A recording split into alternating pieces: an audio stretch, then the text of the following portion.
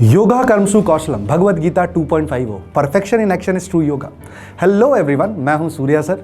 आज मैं आपको वेलकम करता हूं मोशन नीट चैनल पे। दोस्तों, नीट फिजिक्स में अगर आपको एनसीईआरटी इग्नोर कर रहे हो तो अपनी रैंक को 5000 से 50,000 तक गिरा रहे हो। आपको आइडिया भी नहीं है इस बात का।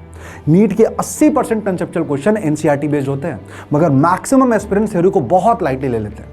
लेकिन जो स्टूडेंट नीट में स्कोर करते हैं वो एनसीईआरटी को एक गेम प्लान के साथ पढ़ते हैं। आज की इस वीडियो में मैं फिजिक्स एनसीईआरटी को सही तरीके से पढ़ने की स्ट्रैटेजी बताऊंगा जो टॉपर्स फॉलो करते हैं। सर्व ज्ञानम मयि विद्यते, ये उपनिषद से लिया गया कोट है बेटा, जिसका मतलब है कि सारा का सारा नॉलेज आपके अंदर ही है, बस आपको रियलाइज करने की आवश्यकता होती है। फिजिक्स के 3 मेजर कंपोनेंट होते हैं, एक होता है कंसेप्ट, एक होता है डेरिवेशन और तीसरा होता है न्यूमेरिकल्स। एनसीईआरटी का रोल इन तीनों में बहुत ज़्यादा गेम चेंजिंग है, क्योंकि इसी के बेसिस पे जो नीट में प्रॉब्लम आते हैं वो 3 प्रकार से पूछे जा सकते हैं। एक कंसेप्ट बेस्ड एमसीक्यूज होते हैं बेटा, जिसमें नीट के मान लीजिए आप लगभग 20 से 30 डायरेक्ट कंसेप्चुअल क्वेश्चन एनसीईआरटी से ही आते हैं। दूसरे स्टेटमेंट बेस्ड क्वेश्चन होते हैं, डायरेक्ट एनसीईआरटी लाइंस उठाकर ट्रिकी ऑप्शन बना दिए जाते हैं। तीसरा ग्राफ और डेरिवेशन बेस्ड एमसीक्यू।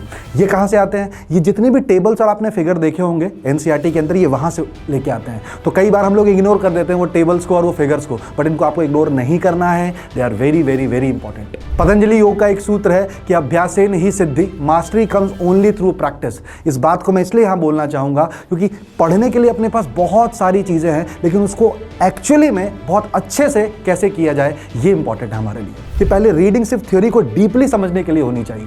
हर एक लाइन से छोटे छोटे क्वेश्चंस बनाने की कोशिश करो। फॉर एग्जांपल, जैसे work done by conservative forces depends upon initial and final position, तो इससे आपको सवाल पूछना चाहिए क्या नॉन कंजर्वेटिव फोर्सेस के लिए भी ये सच है।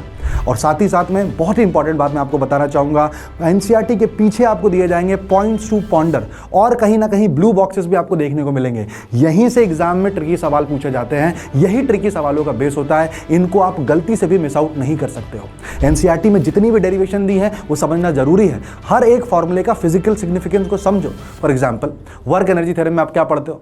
ये सिर्फ ट्रांसलेशन मोशन पे अप्लाई होता है या ये फिर रोटेशनल मोशन पे अप्लाई होता है? आपको पता करना पड़ेगा कहाँ कहाँ अप्लाई होता है। कंसेप्ट्स को डायग्राम्स और माइंड मैप से सब समझने की कोशिश करो।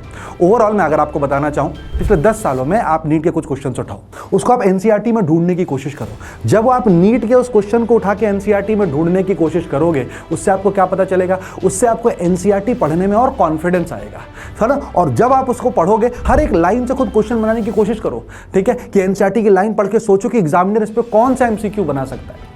एनसीईआरटी के सॉल्व्ड एग्जाम्पल्स और बैक के एक्सरसाइज करना बहुत ही कंपलसरी है। मैं सबको रिकमेंड करूंगा एनसीईआरटी के सॉल्व्ड एग्जाम्पल आप इत्मीनान से करें।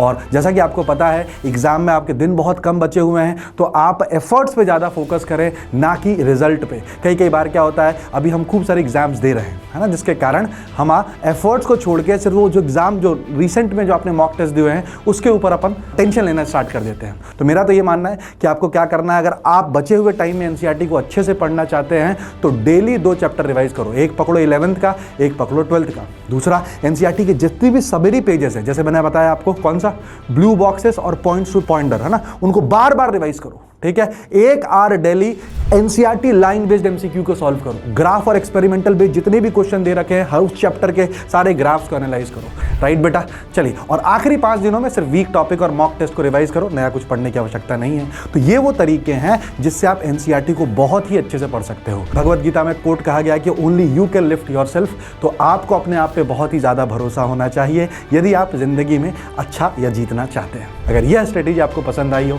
तो प्लीज कमेंट करिए, I am ready for NEET 2025।